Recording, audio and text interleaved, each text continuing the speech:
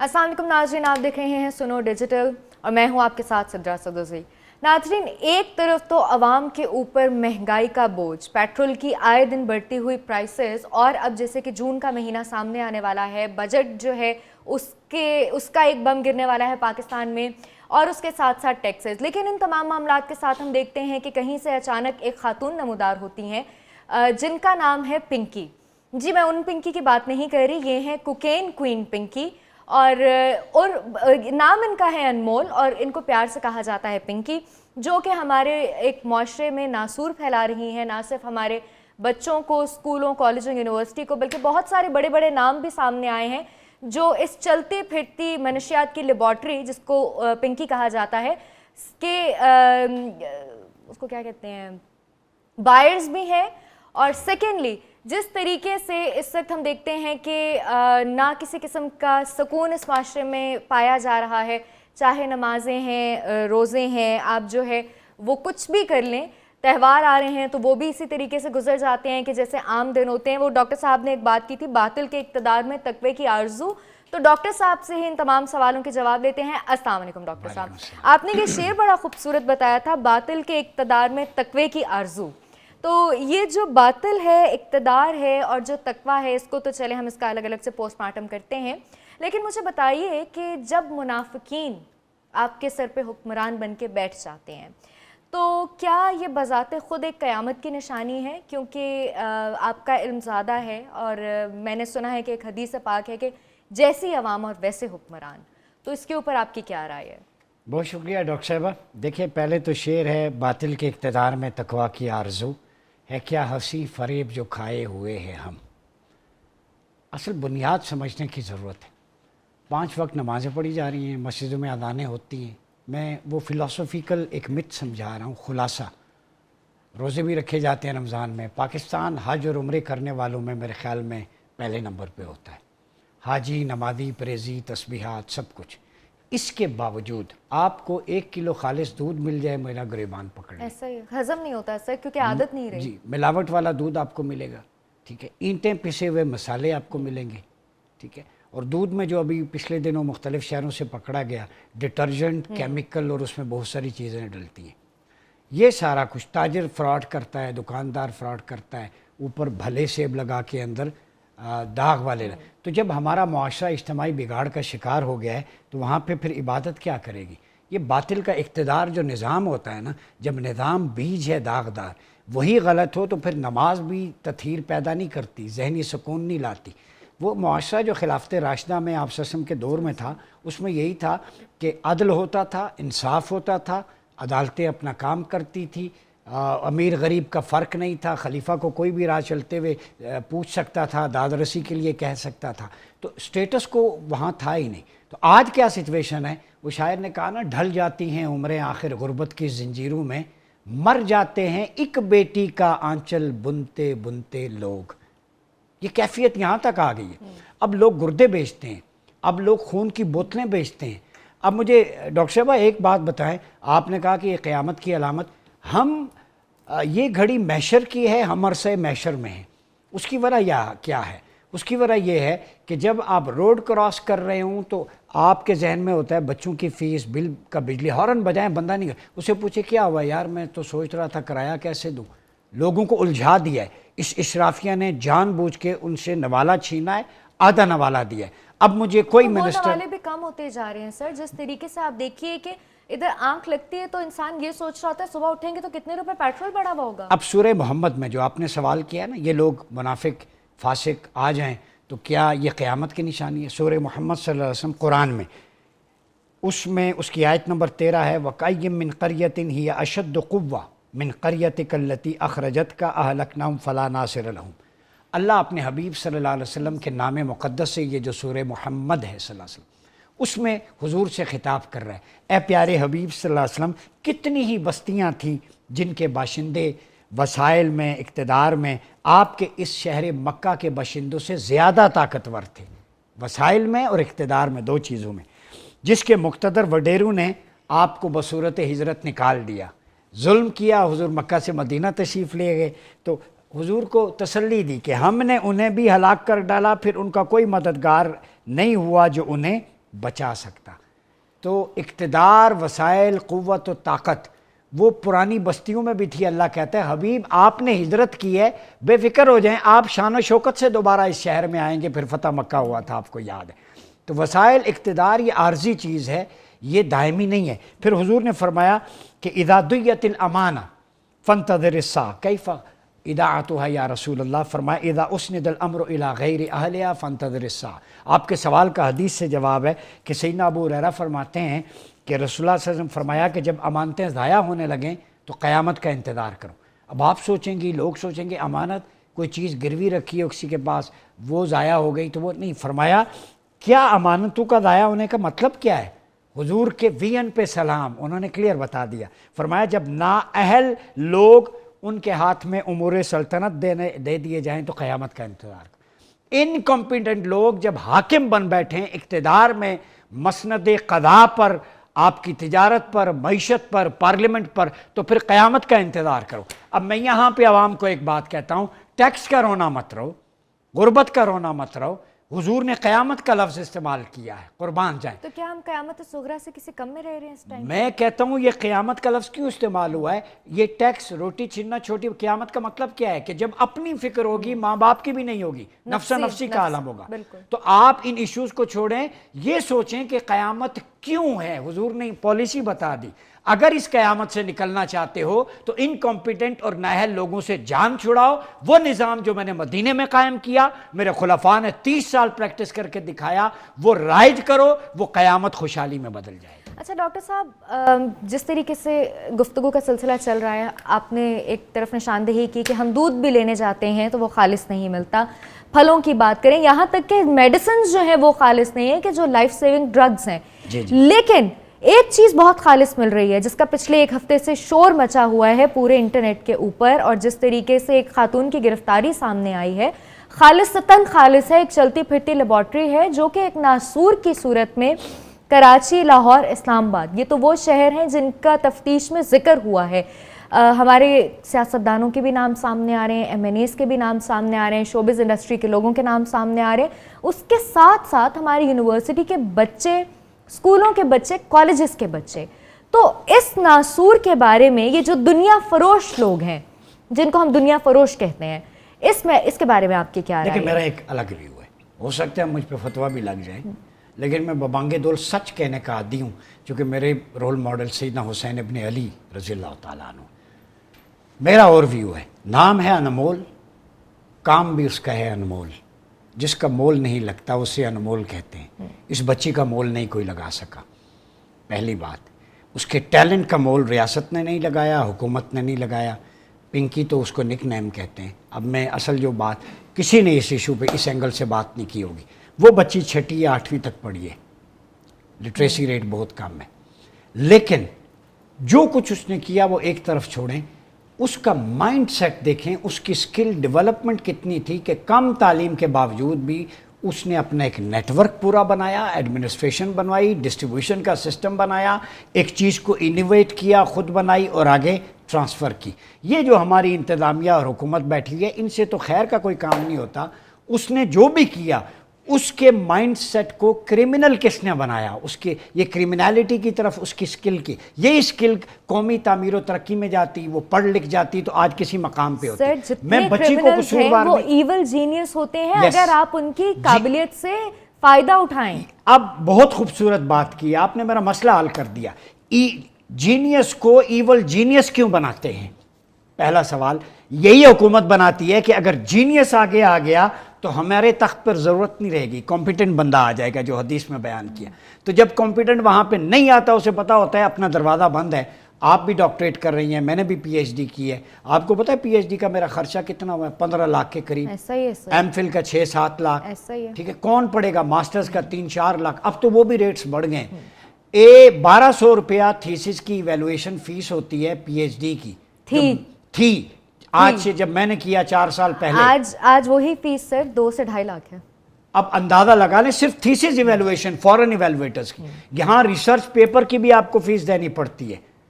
جس ملک کے اندر سپروائزر یہ کہے اپنے اسٹوڈنٹ اسکالر کو میرا نام ڈالو گے تو پیپر چھاپوں گا ورنہ اور نہیں اس کی چھپنے بھی دوں گا. آپ کو جو ہے سول آتھرشپ چاہیے تو 50,000 روپے. یہاں دکانیں لگی ہوئی ہیں ریسرچ جرنلز کی. میرا منہ نہ کھلوا, میں ادھیڑ کے رکھ دوں خدا کی قسم. ایجوکیشن میں حضور کی حدیث ہے انما زمانکم سلطانکم اذا صلح سلطانکم صلح زمانکم و اذا فسد سلطانکم فسد زمانکم.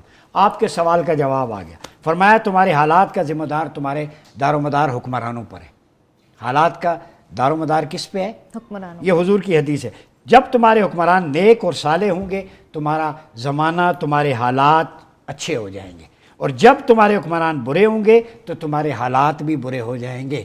معاشی حالات کا رونے والوں, اپارا کے تاجروں, باہر نکلنے والوں, نرسیں احتجاج کر رہی ہیں, ٹیچرز احتجاج کر رہی ہیں, کچھ نہیں بچا. یہ تو دیکھو کہ یہ سارا کچھ کیوں ہے. میرے مصطفیٰ نے گائیڈ لائن دے دی, جب حکمران اچھا ہوگا خوشحالی ہوگی, برا ہوگا بے برکتی ہوگی, تمہارا سب کچھ برا ہو جائے گا.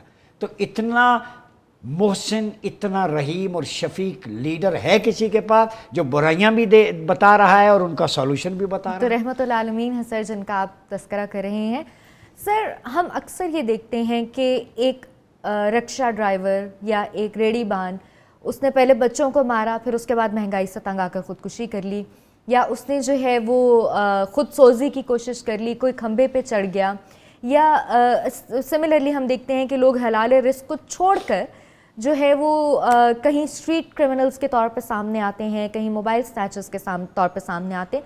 تو یہ جو فتنہ ہے, یہ جو برائیاں ہیں جس کا ظہور ہو رہا ہے اس ٹائم پہ ہمارے معاشرے میں, تو کیا یہ تمام کی تمام علامات قیامت ہیں, یا میں اسی سوال کو ریپیٹ کروں گی کہ آلریڈی ہم قیامت صغریٰ میں اس ٹائم رہ رہے ہیں؟ دیکھیں نبی پاک صلی اللہ علیہ وسلم کی حدیث ہے. میں تو اپنی بات ہی نہیں کر رہے, ہم سرکار مدینہ کی بات کر رہے ہیں. ہماری نہ سنیں, ہم تو ایک ماڈریٹر ہیں, درمیان میں آپ اور میں وسیلہ ہیں. ہماری حاضری لگ جائے. حضور سے کہیں کہ ہم نے دعوت کا حق ادا کیا. حضور نے فرمایا لا تقوم الساعہ حتی یکون اسد الناس بالدنیا لک و ابن لک. یہ امام بخاری نے ثم یسیر الی النار اپنی کبیر میں اس کو روایت کیا ہے. قیامت اس وقت تک قائم نہیں ہوگی, حضور نے فرمایا, جب بدنام زمانہ شخص جس کا باپ بھی بدنام زمانہ ہوگا وہ دنیا میں سب سے زیادہ شریف اور معزز نہ سمجھا جانے لگے.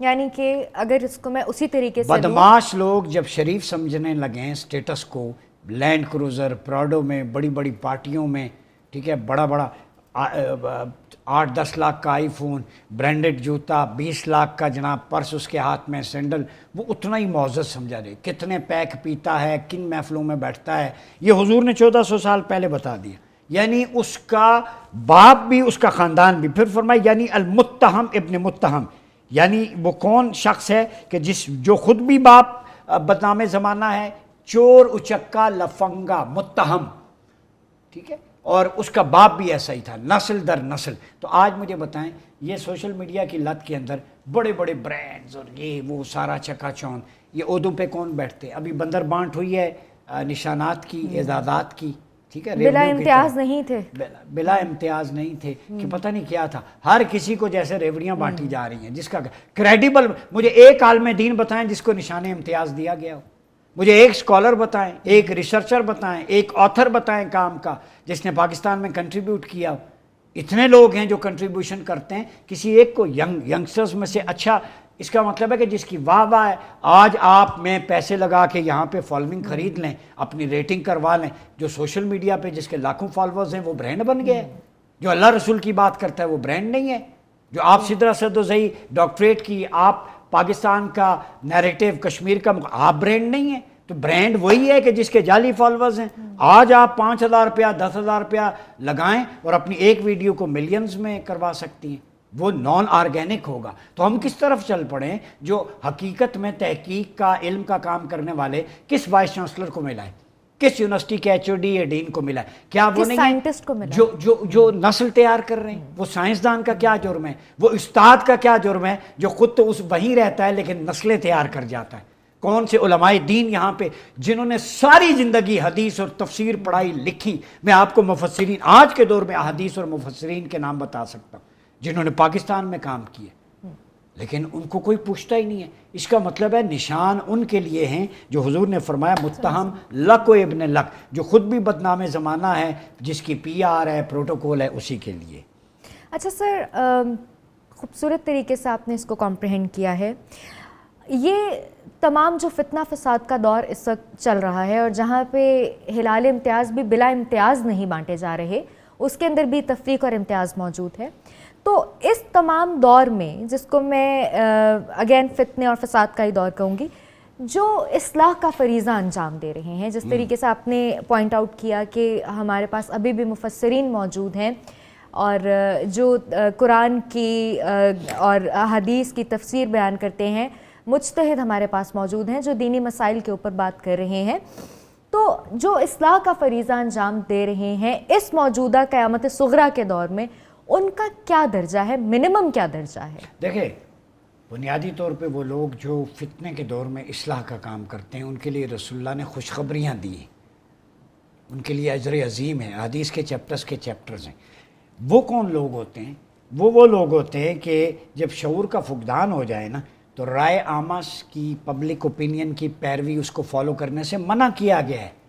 امر بالمعروف و نہی عن المنکر, یعنی میجورٹی ضروری نہیں ہے کہ سچ پہ ہو. اب اگر لوگ کہنا شروع کر دیں کہ ہم شارٹس پہنیں گے مرد, ہم اوپر ٹی شرٹ بھی نہیں لگائیں گے, تو اس کو جائز سمجھا جائے گا. شریعت تو اس کے خلاف ہے. اب لوگ کہیں کہ ہم سر عام جو ہے بیچز پہ جیسے ویسٹ میں ہوتا ہے, وہیں لیسبین گیزم لوگ اگر کہنا شروع کر دیں, پاکستان میں شروع کر دیں, تو ایک ان لافل ہے according to Allah and his messenger, جو ایک ہمارا پراپر میریٹل ریلیشن شپ ہے, تو ایڈلٹری فورنیکیشن تو جائز نہیں قرار دی. اس کا مطلب ہے حق کا معیار اکثریت نہیں ہے, قرآن و سنت ہے. پہلی بات, ایسے دور میں یہ علماء, یہ وارثان محراب و منبر, جن کو یہ معاشرہ, یہ جو لوگ بڑے بڑے ہیں نا, کچھ نہیں سمجھتے, یہ وہ لوگ ہیں چپ کر کے ایک ایک کر کے اٹھتے جا رہے ہیں. حضور کی حدیث ہیں, علم اٹھ جائے گا, علماء اٹھ جائیں گے. کوئی شہید ہو رہے ہیں, قتل کیے جا رہے ہیں, بزرگ چلے جا رہے ہیں دنیا سے, یہ خیر و برکت کا باعث ہے. ان کا اٹھنا مجھے خود تکلیف ہوتی ہے کہ پھر علم جو ہے وہ ختم ہو جائے گا. یہ وزادار حضور کی حدیث کو سمجھنے والے نوجوان نسل کو کنیکٹ کرنے والے لوگ تھے. اب حضور نے فرمایا کہ عام جو عامت الناس کی پیروی اختیار نہ کرنا, حق کا ساتھ دینا, نمبر 1. دوسری جو آپ نے فرمایا, فساد کے وقت اصلاح کرنے والے لوگوں کے لیے کریم آقا علیہ الصلوۃ والسلام کی یہ روایت میں ایک آپ کے سامنے رکھ دیتا ہوں.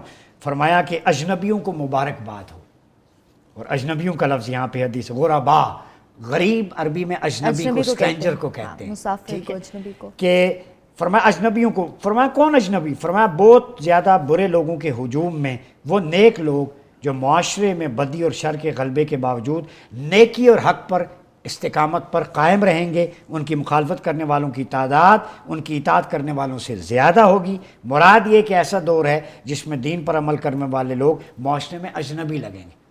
آج چیئرمین تکمیل پاکستان سعد نذیر اجنبی ہے, آج جو ہے وہ عمار اجنبی ہے, ڈاکٹر عمر ریاض اجنبی ہے. کیوں کہ ہم خلافت کی بات کرتے ہیں, ہم دین و شریعت کی بات کرتے ہیں, مدینے والے کی اور اس کے نظام کی بات کرتے ہیں, قرآن و سنت کی بات کرتے ہیں. ایمانداری سے بتائیں 28 کروڑ میں کتنے لوگوں کو یہ بات اچھی لگتی ہے؟ ڈاکٹر صاحبہ آج میں ایک بات کہہ دوں, ویسے جی جی, شاید میں نے سوچا کہنی نہیں چاہیے, لیکن آج کہہ دیتا ہوں.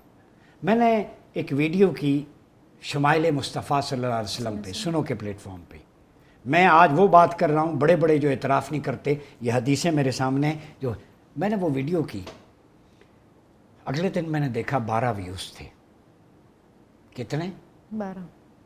اور اس کے مقابلے میں نام نہیں لیتا, شوبیز یا دوسرے تیسرے عورت مارچ کر لیں اس کے مقابلے میں 600 کے 700 1 ملین اتنے تھے. تو میں نے سرکار دعا, یقین کریں میں مسلح پہ بیٹھ کے رویا ہوں. یا رسول اللہ آپ کی بات, اور یہ لوگوں کو کیا ہو گئے, ہم اپنی بات تو نہیں کرتے. میں نے اب وائرل ہو کے کیا کرنا ہے؟ میں نے ایک دور, ہماری وہ چاہت ہی ختم ہو گئی. ایک اسپریچول ورلڈ کے ہم لوگ ہیں, ہمارا کام ہے ہم یہاں پہ اللہ رسول کی بات کرتے رہیں. خدا کی قسم اس چینل پہ بھی یہی مقصد ہے کہ یا رسول اللہ یہ دعوت کا پلیٹ فارم ہے. میں جب بھی ہاتھ اٹھاتا ہوں پورے چینل, کیمرہ مین, آنرز, پریزیڈنٹ, چیئر, سب کے لیے دعا کرتا ہوں کہ یہ وہ واحد سنو ٹی وی ہے جو اللہ رسول کی بولی بول رہا ہے. یا رسول اللہ ان سب پہ کرم فرما, ان کے خزانے کھول دے, سعد نذیر صاحب, سب کے لیے. ये वो लोग हैं जो हक पे और इस्तिकामत पे खड़े हैं सिद्रा। डॉक्टर साहब वजूहात क्या है? मैं बताता हूँ वजूहात उसकी, ये मटेरियलिस्टिक जो हमारा लगाव जो है ना कुरान और सुन्नत से हट गया है। मैं सिंपल से नौजवानों को मिसाल क्यों? देता हूँ। मतलब देखें या घरों के माहौल में कोई कमी है। मैं पढ़ रही थी इसी तरीके से, ये दोस्त है, वालिदैन अजनबी हैं, ये दोस्त है, बहन भाई अजनबी हैं। सर लेकिन कहीं ना कहीं कोई फैक्टर शायद घर के माहौल में भी आया है कि जहाँ पे जो पढ़ी लिखी माएँ हैं उन्होंने टिकटॉकर्स पैदा किए हैं, जो बनिस्बत कम पढ़ी लिखी माएँ थी उन्होंने सियासतदान, इंजीनियर्स, डॉक्टर और उन्होंने जो है वो स्कॉलर्स पैदा किए। तो हर वो माँ कि जिसके हाथ में आज ये खिलौना मौजूद है तो उसकी क्या औलाद टिकटॉकर है? मैं तो देखें जेन जी और अल्फा से नहीं हूँ, एक्स में या पीछे हमें 80s की, हमारी 78 की पैदाइश। हम लोगों ने दो ज़माने देखे, हमें पिछली ट्रेडिशन, कल्चर का, नॉर्म्स का सारा कुछ पता है। हमने उन लोगों के साथ गुजारा किया है, उनकी सोबत में बैठे हैं जिनके पास रेडियो होता था, अखबार होता था, जो थड़ों पे बैठते थे, जो अपनी फैमिलीज़ के साथ इंटरेक्ट करते थे। तो वो लेगेसी हमारे अंदर ट्रांसफ़र हुई है। अब ये जो यंग जनरेशन 2000 के बाद पैदा हुई है ना, ये इनके पेरेंट्स भी यंग है और कुछ जो हैं वो शायद 90s के बाद पैदा हुए, शादियां जल्दी हो गई, तो उनकी उतनी कनेक्टिविटी रही नहीं। पहला रीज़न जो आप कहती हैं क्या वजह है। दूसरा रीज़न ये है कि इसको हमने अकले कुल सब कुछ समझ लिया। चैट GPT, AI जो ये कह रहा है, ये नहीं देखा कि घर में कुरान पढ़ा है, जो वो कह रहा है वो क्या कह रहा है। जिस दिन हमने अल्लाह के कहने पे अमल कर लिया है ना, मसले हल हो जाएंगे। मैं आपको बता, रात को बिस्तर पे जाते हैं लोग, टूटियां लगा के बैठते हैं। बिल्कुल ऐसा ही है। ठीक, मैं नौजवानों को एक बात बता दूं, मैं जाता हूँ, ये कोई बड़ी बात नहीं है। रात को सोते हुए देखें, नींद आदि मौत है। मैं अपनी बता सकता हूँ, मैं ये दायां हाथ अंगुश्ते शहादत दिल पे रखता हूँ बवुज़ू होकर बिस्तर पे सोने से पहले। दरूद पाक पढ़ते पढ़ते पता ही नहीं कैसे आँख लग जाती है और ऐन तहज्जुद फजर के वक्त उठते, आँख खुद बहुत, कोई उठाने वाला नहीं होता। ए अल्लाह तेरे हबीब पर दरूद पढ़ते पढ़ते जो तू और तेरे फरिश्ते जो अमल करते हैं, ये सो गया हूँ। अगर इस हालत में मेरी रूह निकल जाए तो फरिश्ते इतना तो कहेंगे कि ये किस हाल में था, मौला तेरे हबीब पर दरूद पढ़ रहा था। नौजवानों, इसी एक में काफ़ी है, यही लेसन आपके लिए। बहुत शुक्रिया डॉक्टर साहब। वक्त की कमी है, बातें बहुत सारी हैं। नाज़रीन, यकीनी तौर पे हमारी दीन से दूरी तमाम जो हमारी एक स्ट्रेस लेवल है जो हम देखते हैं कि इस सोसाइटी में हाई होता जा रहा है, जो एंजाइटी लेवल है हाई होता जा रहा है, और जिसको कम करने के लिए हमारी नौजवान नस्ल अनमोल उर्फ पिंकी क्वीन जैसे लोगों को जो है वो अपना रहबर मानने लगी हैं, या वो उस चलती फिरती लेबॉर्ट्री की जो प्रोडक्शन है उसके कंजम्पशन को जो है वो अपने सुकून का ज़रिया बनाने की एक कोशिश कर रही हैं। तो यकीनी तौर पे आप अपने दीन की तरफ पलटिए, वापस आइए, नमाज पढ़ें, टकरे ना मारें। टकरे मारने में और नमाज पढ़ने में बहुत फ़र्क होता है। अगले पॉडकास्ट तक के लिए इजाज़त दीजिए। पाकिस्तान हमेशा जिंदाबाद।